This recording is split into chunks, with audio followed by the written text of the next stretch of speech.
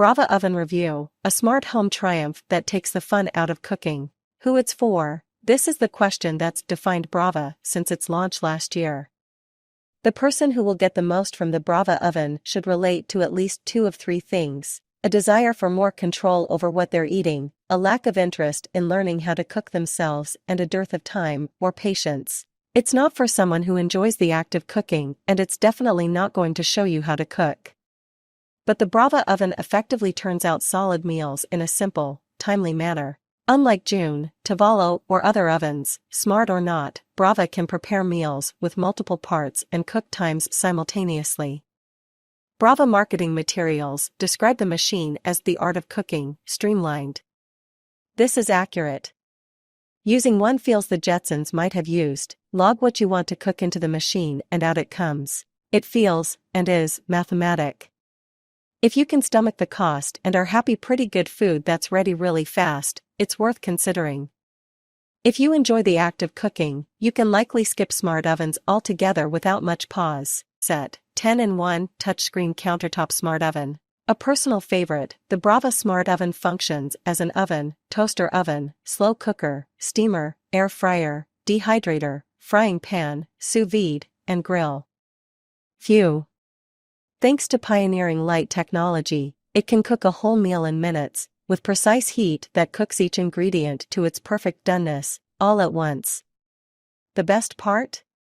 It comes preloaded with recipes to inspire you on nights when you don't know what to cook. The technology and feature-rich Brava Oven promises to simplify home cooking and make it as easy and hands-off as possible. Performance, wows on custom cooks. We started off on the wrong footing, the oven and me. It started with a feeling of meh. I had been testing it for a few days with the getting started recipes, and I was not really wowed by any of the things cooked in it. Granted, they were cooked, but I could cook them just the same in my air fryer or convection oven and didn't have to spend time carefully arranging food on the tray. And then there was the sourdough toast that was unevenly toasted and dry.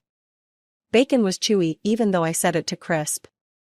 It took a couple of tries to cook the bacon to the desired crispness. It wasn't until I made a seared skin-on salmon that I did a turnaround. I really could not believe that it came out perfectly cooked without any help from me. Crispy skin, flaky and tender center, with no resistance. I was also delighted with the combo cooks where I was able to cook 2 ingredients at a time.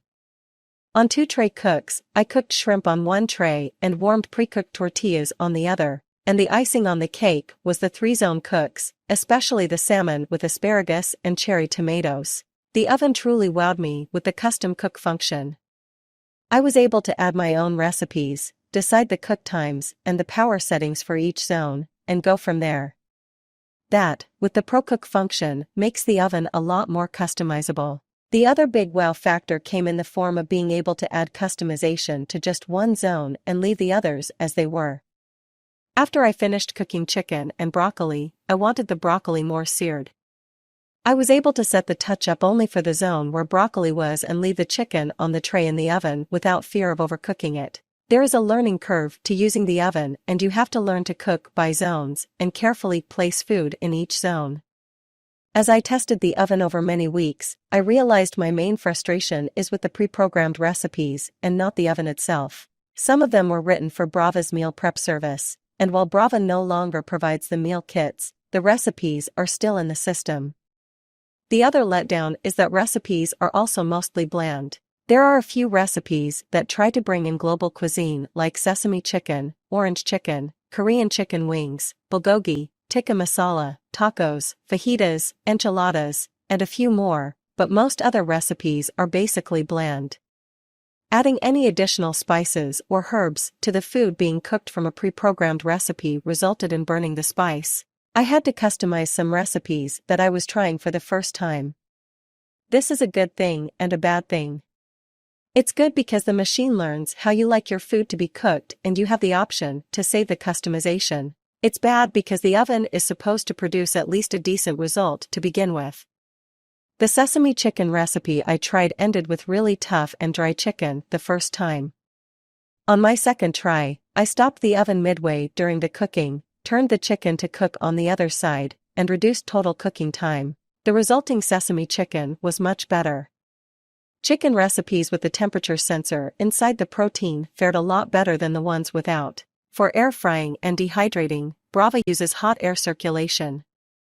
I was able to set the temp to as low as 135 degrees Fahrenheit in the dehydrating mode and dehydrate some apples to a perfect crunch. While the air fryer worked well on my marinated chicken tikka drumsticks, I did miss having a perforated base under it for better airflow.